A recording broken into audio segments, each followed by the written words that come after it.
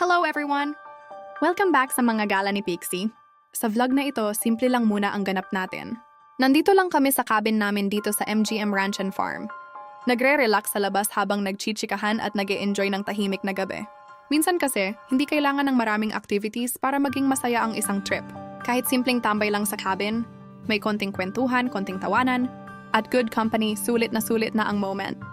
Habang makikita ninyo sa video, naka-timelapse lang yung paligid habang nandito kami sa may porch ng cabin. Ang sarap lang sa feeling na nasa ganitong lugar ka.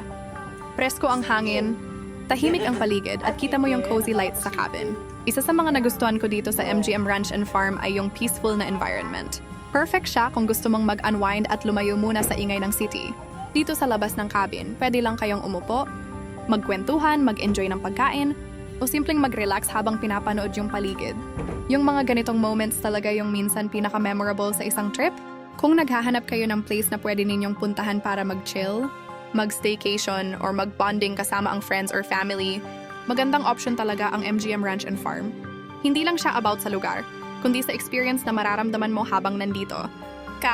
Yung calm atmosphere, simple moments, at yung memories na nabubuo kasama ang mga taong kasama mo. I hope na na-enjoy ninyo ang simple cabin moment na ito kasama namin. If nagustuhan ninyo ang vlog na ito, don't forget to like this video. Subscribe sa channel ng Mga Gala ni Pixie. At i-click na rin ang notification bell para updated kayo sa mga susunod nating gala. Marami pa tayong pupuntahang places at adventures na i-share dito sa channel. Thank you so much for watching and see you sa susunod na gala ni Pixie.